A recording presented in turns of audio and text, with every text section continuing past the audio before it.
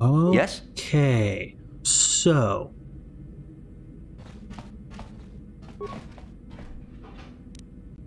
oh wow, there just so happened to be some stuff back there. Now, save the game. This is an important point right here. Actually,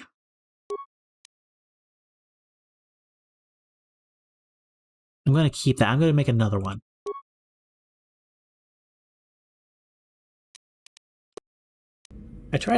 When I make saves, I try to make saves at strategic places, so if I make a mistake, a major mistake, I could go back.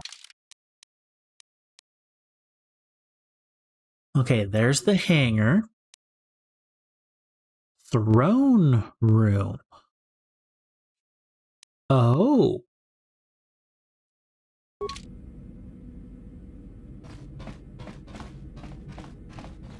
Standard door. Low security door. Okay, it's locked. Low security door. Also locked.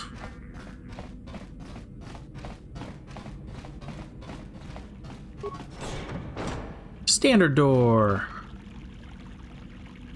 Ah.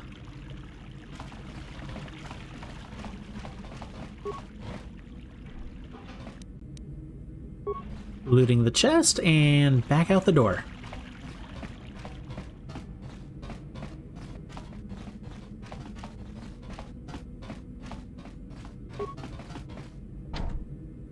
Okay, so 4.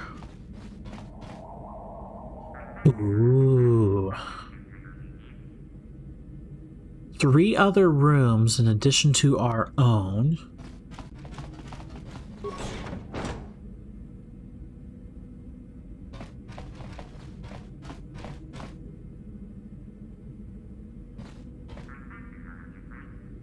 I got an idea. Actually, I might not be able to do it. Dang it. What do we got on me?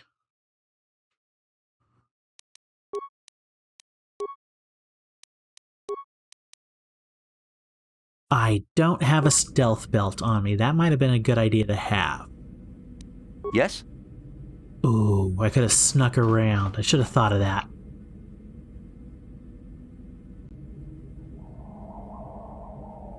I have a save, so it shouldn't be too much. Apparently this is the throne room. Got a door there, got a door there.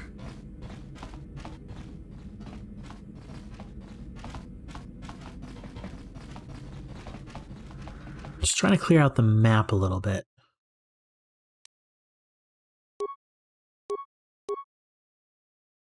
Okay, looks like a route down south. Barracks. Oh boy.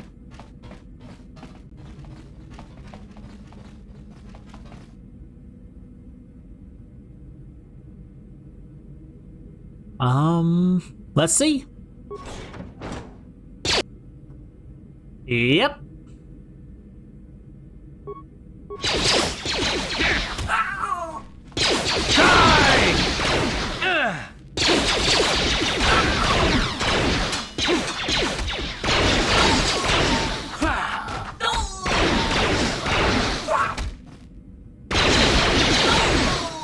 You guys got him. Yeah, that's gonna bring Davik. Security terminal. Okay, which of us has the better computer? It might be me. It is most definitely me. Sliced computer. Security cameras. One moment.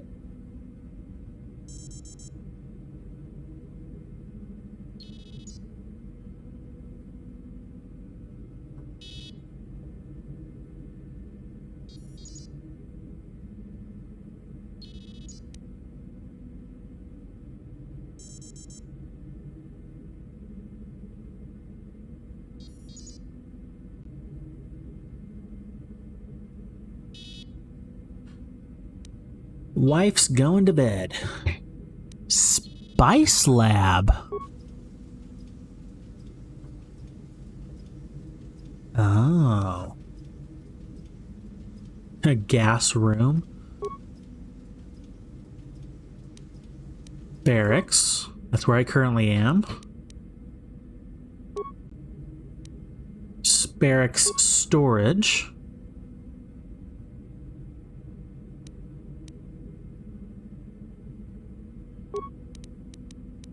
Barracks hangar.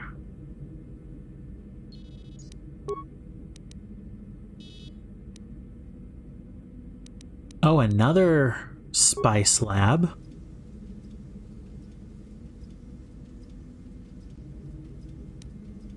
Oh, gotcha. These are a whole bunch of different barracks, but they're different places. Throne room. Guest room.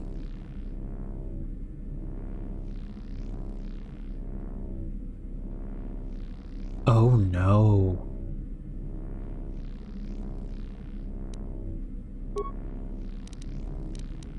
Hangar.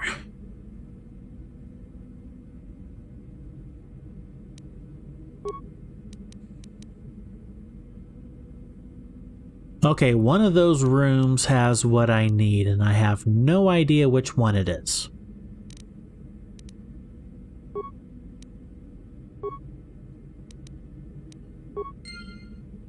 Ooh, okay, but that should have opened up our map. Yes. That's the throne room. Barracks. Spice lab. Another barracks. Guest room. And another barracks.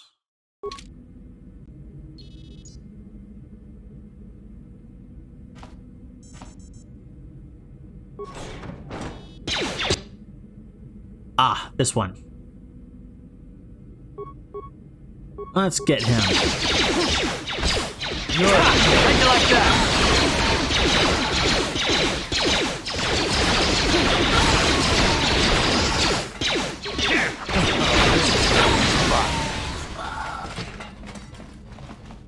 Maybe going blaster is what I should be doing. Then we could just open up on every single room we come to.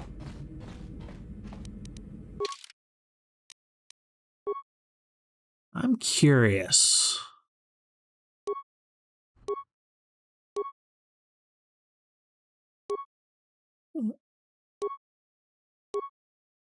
Bendix Blaster is technically better.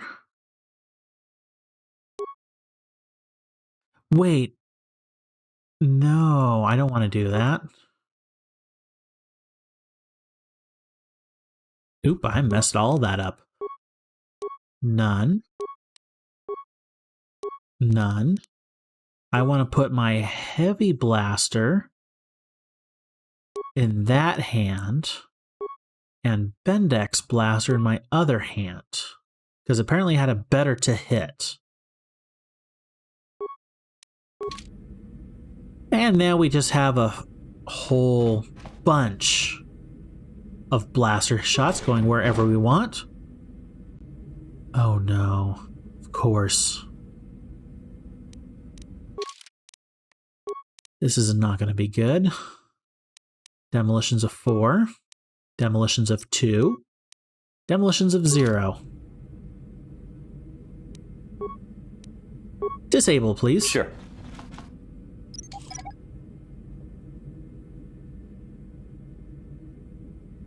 Good, I can do that. My skill's high enough that I can disable, I just can't recover.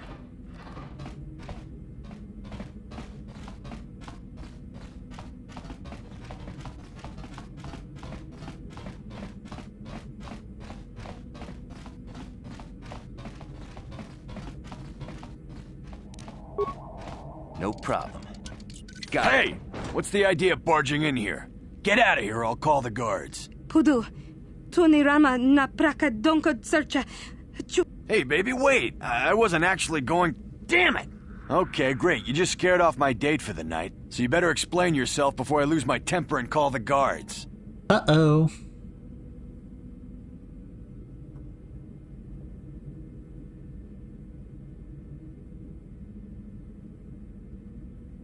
No need to call the guards, I just got lost.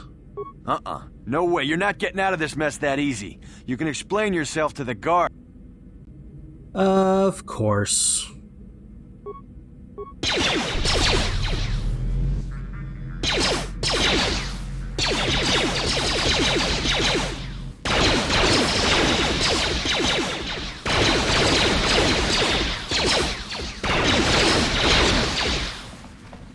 Man. What do you guys... Oh, you guys did... Oh, wow, you actually did call guards.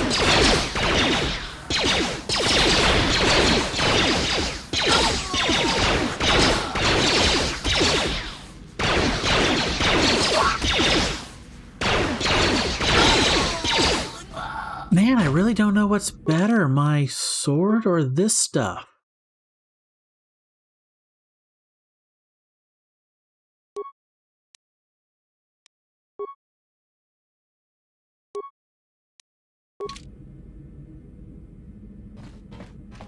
Sorry, dude.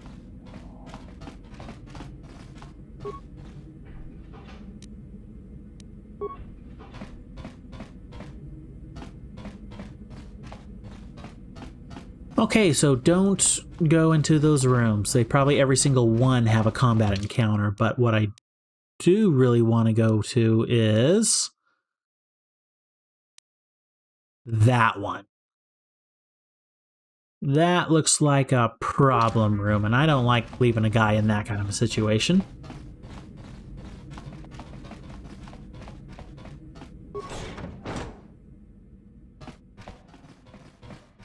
Oh, I just saw Karaeous heal. What? Maybe having him at the front will be good.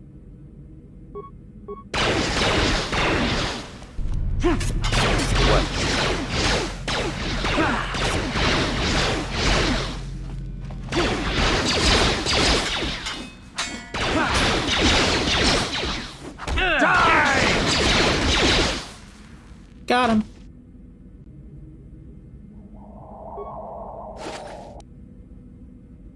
Computer pass card.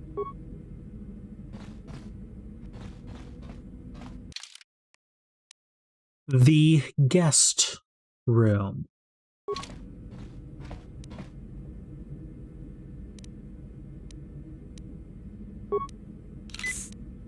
This is going to be interesting.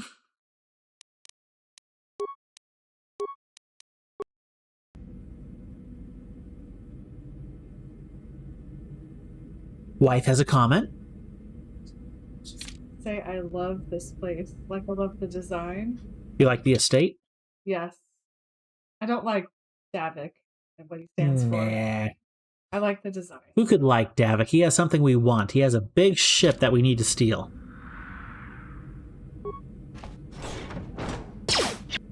Torture droids. Guest room. Yeah, that's what I thought. Light this place up, please.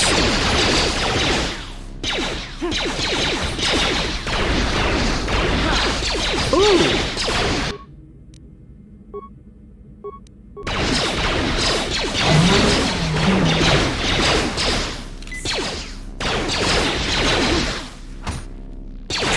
How'd you like that? Oh, I did not like those things.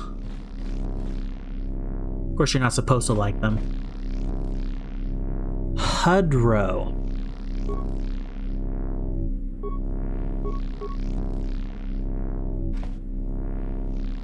Oh, can't talk to him. Cage release. Thank you. You have no idea what it was like in that torture cage. I don't know how much more I could take before going mad. Couldn't sit by and just let you suffer. I don't have anything to give you as a reward for freeing me. Nothing tangible anyway. But I've got information that could be worth a fortune. I used to be the pilot of the Ebon, Davik's flagship. I know the codes to disable the security system protecting it. I'll load them onto your datapad now. You can use those codes to steal the Ebon Hawk right out of its hangar. Sell it to the highest bidder, ransom it back to Davik. Whatever you do, you'll make thousands.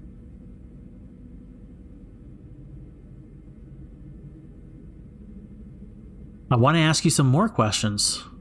Questions? Please, I've already told you the only useful thing I know. Just let me go before Davik figures out I'm missing. Okay, you're free to go then. It won't be long until Davik figures out I'm free. I have to get out of this base before that happens. I hope he doesn't die on his way We out. got what we came for. We should get going. Well, that was easier than I expected.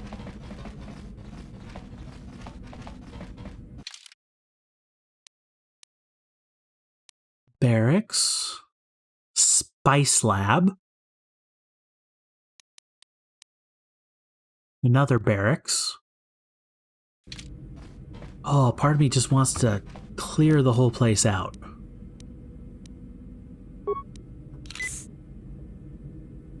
I'm curious with Karaeous. He apparently has this implant. You're only a... Wow.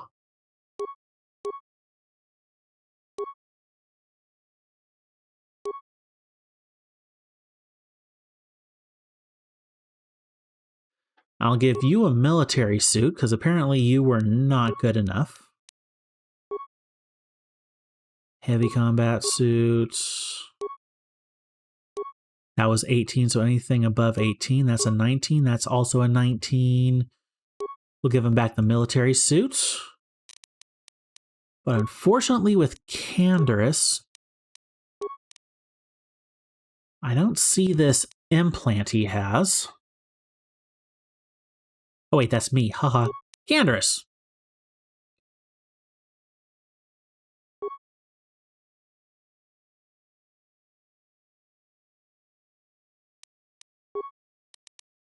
So I guess it's an intrinsic.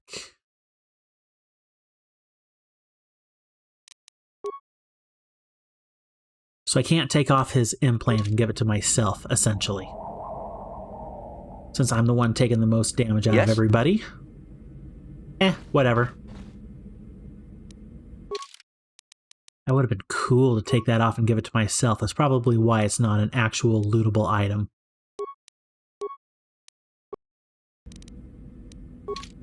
Alrighty, now to clear this place out. No problem. Got How it. dare you invade my chambers? How rude! I am a personal guest of Dub. How can... What? What? Nope. Save scum.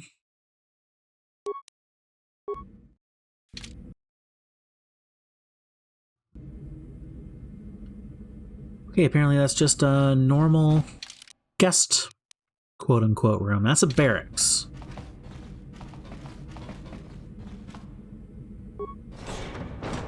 Hey, everybody! You know what? I'm going to save scum again.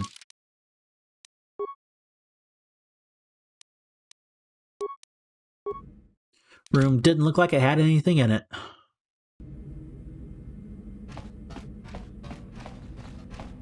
But I know for certain that I have to go this way. Oh boy. Here we go!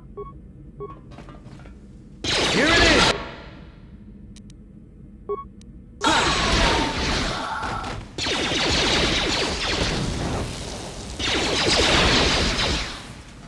How'd you like that? You're dead.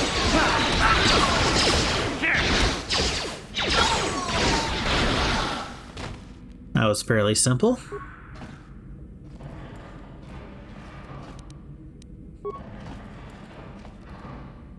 So this was the room we had to go through. I think this was the Spice Lab. Yep. It was the spice lab.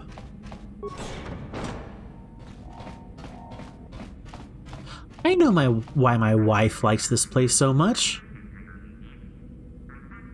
The main color is purple. I hear a heck yes from the other room.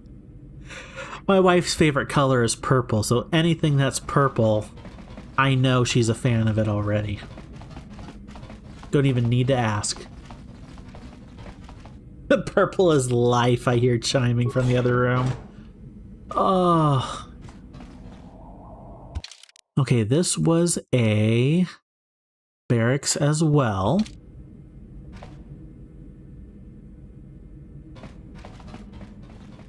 Okay, I feel like there's going to be another fight on the other side of this door.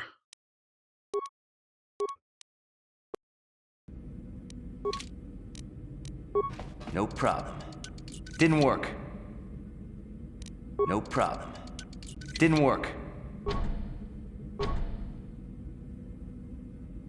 Oh, okay. Oop!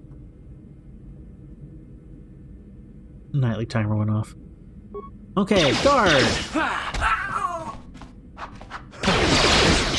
Fun. I keep his attention while all of you shoot him.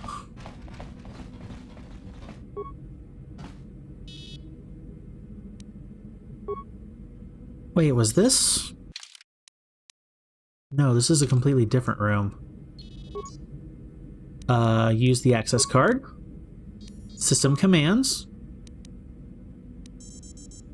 Disable hangar security.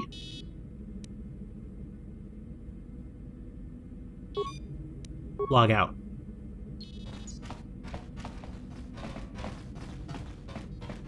So, did that do it?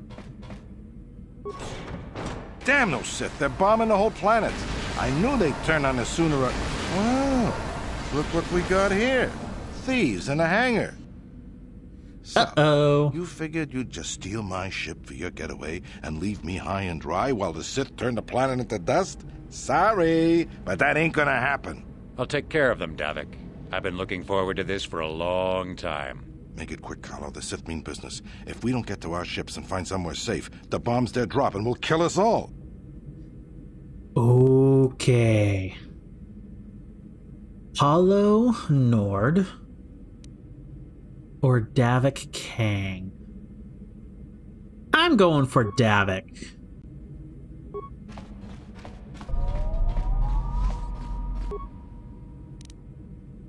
I'll use my energy shield. Here it is!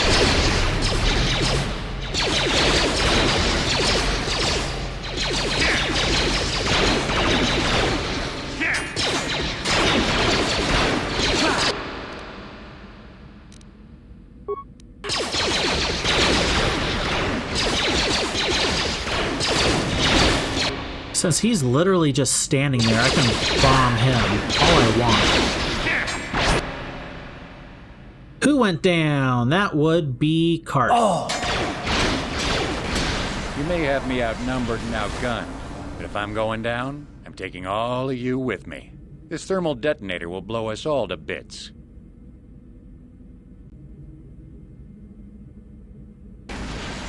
Damn those Sith! They'll bring this whole hangar down around our ears.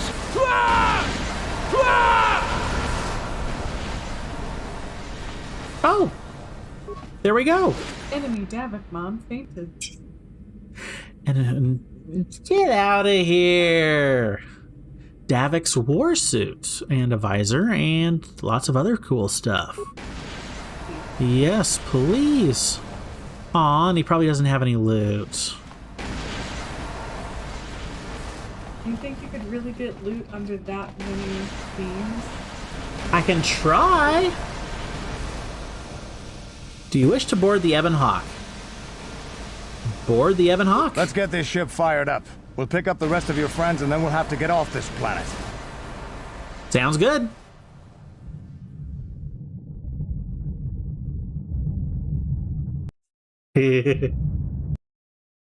Oh, lagging a bit.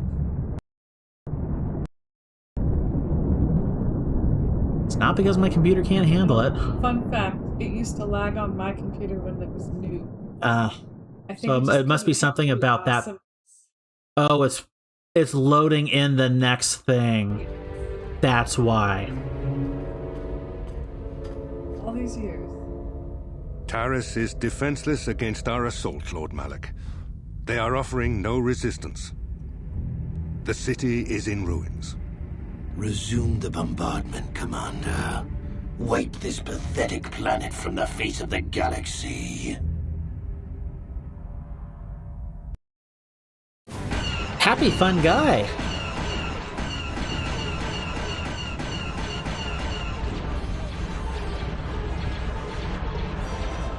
That's such a cool looking ship.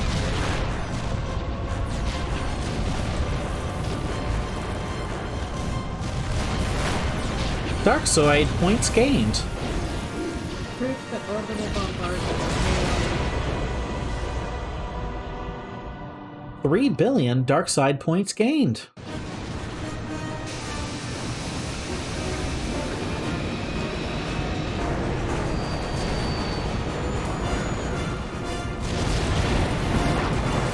Ooh. That building opened up.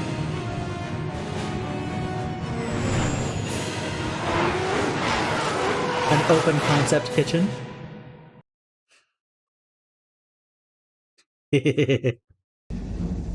Plot a course for Dantooine. There's a Jedi enclave there where we can find refuge. Incoming fighters! Quickly, to the gun turrets. You have Gun to hold turrets? the Sith fighters off until we get those hyperspace coordinates punched Gotta in. have a nod to the original trilogy. Oh, this is gonna be fun. If it works.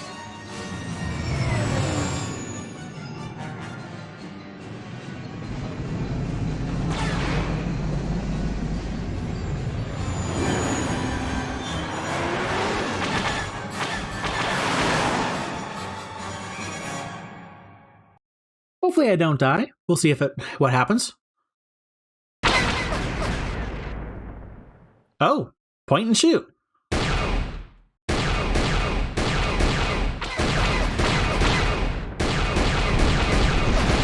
Got one. Got another.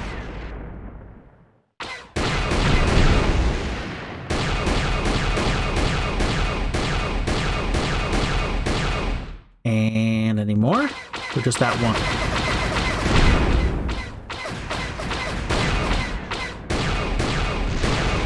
Got him.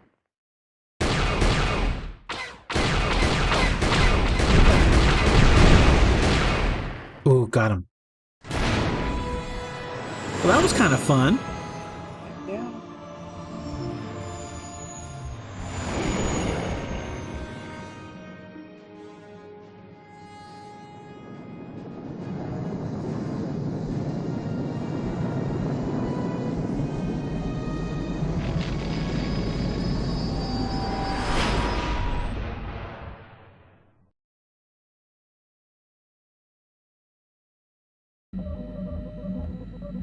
Dantooine. Seems like a lifetime since I last set foot on her surface. Though in truth, it's only been a few months. We should be safe from Malik here. For now, at least. Safe? You saw what his fleet did to Terrace. There wasn't a building over 2 stories high left standing. They turned the planet into one big pile of rubble. Even the Sith would think twice before attacking Dantooine. There are many Jedi here, including several of the most powerful Masters of the Order. There is great strength within this place.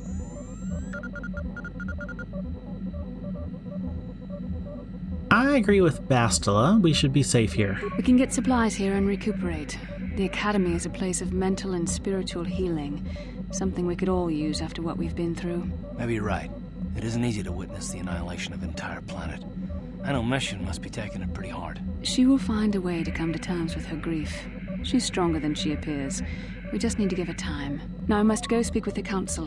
I need their advice on recent developments. After I've met with them, I will meet you outside the ship.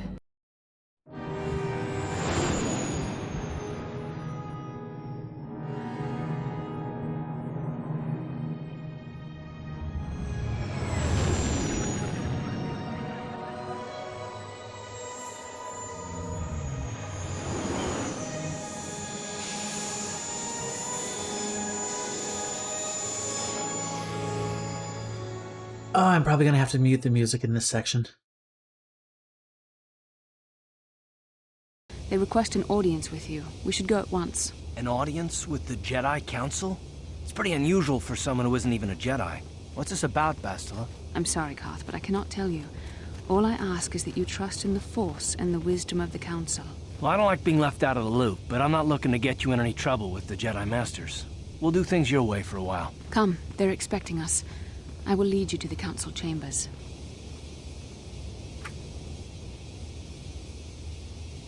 Until you have talked with the Jedi Council, you will be unable to switch characters in and out of the party. Alrighty. And looks like she's running off that way.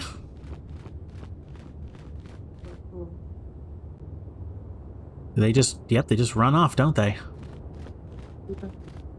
They just left me behind.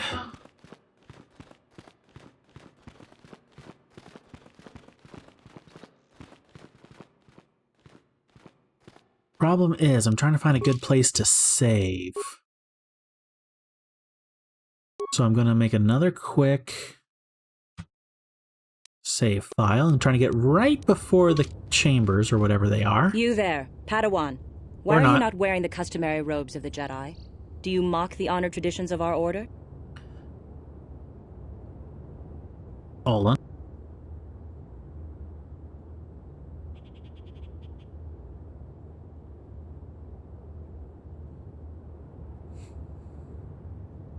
I believe you are mistaken. I'm not a Padawan. I am Karaeous Nakarta. I came here with Bastila. Bastila? I have heard of her. They say she has already mastered the art of battle meditation. Remarkable in one so young. Though I've heard she has a foolish pride in her own talents. But as for you, you claim you are not a Padawan? I find this hard to believe. The Force is strong within you. I can feel its presence. If this is some type of jest, it is in very poor taste. The Jedi Order is not a subject for jokes. Well, maybe if they had joked about a bit more, things wouldn't have turned out how they did. I didn't come here to be scolded by you. No, I suppose you did not. I apologize. Please forgive the abruptness with which I first greeted you. It was harsh and perhaps unfair.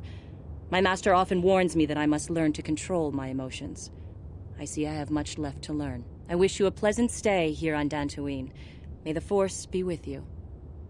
Thank you.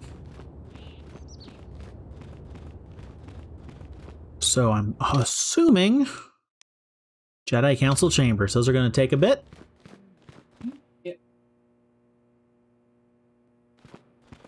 Right there, Karth. Perfect.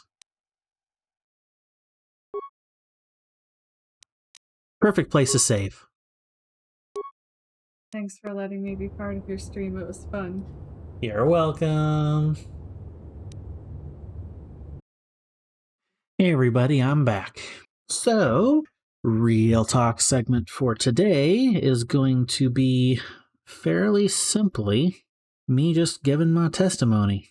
Yesterday, I talked about a specific part of my testimony, my moments of true surrender, as I've kind of been coining it for a little while now. So, and where that's kind of talking about a specific point of my testimony. My testimony is going to be kind of a overall of my spiritual life, and hopefully it strikes some in a good way and people can learn from it. That's the reason we give our testimonies, so that others can grow. Anyway, here's my testimony. So I was more or less born into the church, quote unquote, way back when. And at the time, my mother, who had been raised in the church herself, had during her college years and a little after that fallen away from the church and wasn't currently a Christian. And as she likes to say, that when I was born, I was what kind of took her back to the church. My dad, on the other hand, wasn't a Christian and wasn't a Christian at that time, and if anything was a little hostile to Christianity, and that, to my knowledge, stuck around for more than 20 plus years. It wasn't until my early adulthood, I would say that he went from mildly hostile to neutral to accepting, but not for him kind of a thing. And today he might be a Christian. I do not know. I unfortunately don't talk with my parents much due to family drama, but that's a story for another day if it's even appropriate. So, but whatever. So I spent more or less all my life in the church. My mother was the one who not pursue, that's not the right word. My mother was the one who initiated it. My dad wasn't a help, unfortunately. He would have been very instrumental in my faith and life if he had, but oh well, that's the past. So I spent more or less all my life in the church, quote unquote, when my family moved to a ranch house in the country, like an hour outside of town, as we called it, the town, an hour outside of the town that I used to live next to. We didn't go to Sunday church for most of my life, but I did have a Wednesday Bible study called a CBS, Community Bible Study, that I was a part of for 12, 13 years or something like that. Yeah, I was in it for a long time, and it always made it difficult whenever someone would say, hey, what church are you part of? Well, I don't go to church, but I have a Bible study I'm a part of. And it was one of those studies where you come together, you have a lesson that you study through the week, then you come together on that Wednesday and you went through like discussion questions. I don't know if CBS is still around, but Bible Study Fellowship, BSF, is a big thing now, and that's almost the exact same thing. But anyway, I spent not most of my life, but a good chunk of my life with CBS being my church. And that was a good foundation. I'm not dissing it at all. Sunday church is better, but that's all I had at the time. My problem is I had all this head knowledge that I was slowly acquiring over time, but I didn't have, as I like to call it, heart knowledge. I knew the Bible verses in my head. I knew the right answers to many of the questions. I knew a lot of the Bible stories, but it didn't cross the head-heart barrier, as I kind of have described it. That's how I was for many, many years. During my college years, my then friend, but now wife, we were friends for many years before we dated, then got married, but my wife actually invited me to a college-age ministry at my home church. It was kind of a college-age mini church to a certain degree. I think it met on like Thursdays or something like that. I forget what day it was.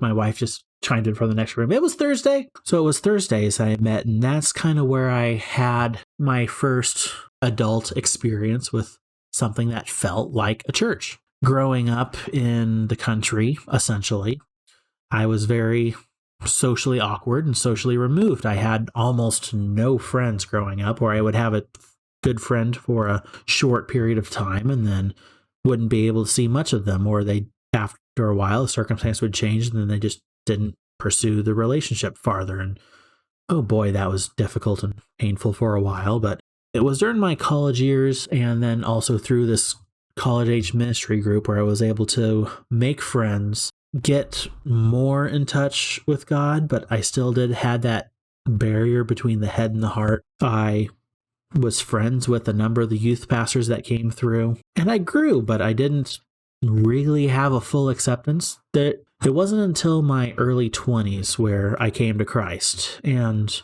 one of either two things happened. It either that was my point of accepting Christ in full, or that was a major life recommittal, and I had been Christian since I was a kid. Either way, it was at that point where this is where I know I was a Christian from.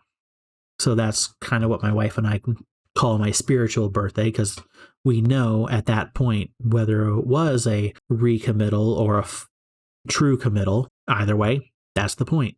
I then proceed to spend another 10 years of my life in not denial of God and Christianity, but very much trying to do things on my own power, my own way, not coming to my point of true surrender, as I call it.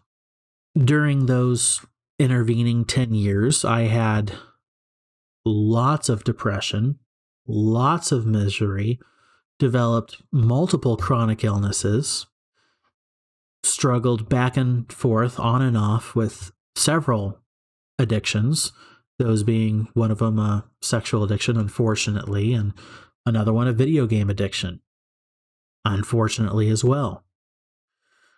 But even though I was stuck in pain and sin and misery, I still was technically a born-again Christian, and as they say, hindsight being 2020, it's only on this side of all those struggles that I can fully realize and know that it was God taking me through the forge of life, making my life miserable to the point that I fully surrendered to his will. Since then, life has gotten so much easier, but being as stubbornly hard-headed and stiff-backed as I was, and good old country boy heritage, oof, did it take a lot.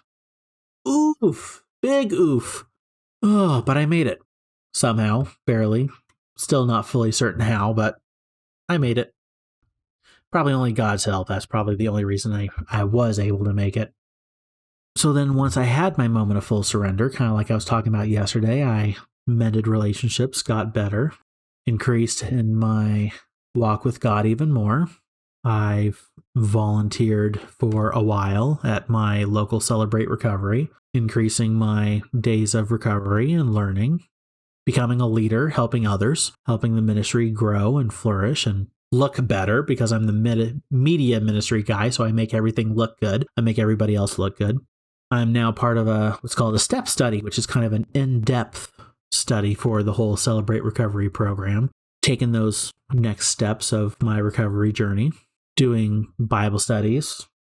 I have a major audio Bible project, hopefully in the works. I'm trying not to procrastinate too much on some of the permissions, copyright seeking side of stuff, but oh my goodness, is copyright a mess and a half to trudge through. Anyway, it's been a hugely long journey. God had to take me through a very hot forge and had to knock off a lot of, what would be a good word? Scale. When you're blacksmith and you forging metal, you have a lot of scale falling off.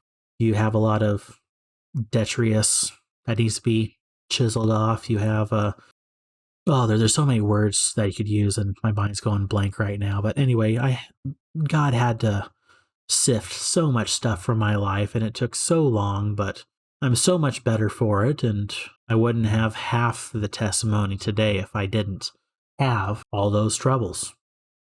So currently, if life is hard currently, it may be because God is taking you through the forge of life, and that is a twofold thing. One fold of it could be that you are disobedient and have sin in your life that he's needing to extract from your life. Another reason could be a Job-like experience. Because if you are at all familiar with the Bible and the book of Job, Job technically didn't do anything wrong. He was as upright of a Christian as you could get in the Old Testament, fearing God, upright, good man, and he went through a horrible trial. God tested him. But it is through that testing that we got the story of Job and the encouragement and the biblical learning and possible growth that can come from it. So on one hand, it could be God trying to forge you and take something out of your life that's bad, or it could be God taking you through a bad season of life to help others in the future. For me, it was a bit of both.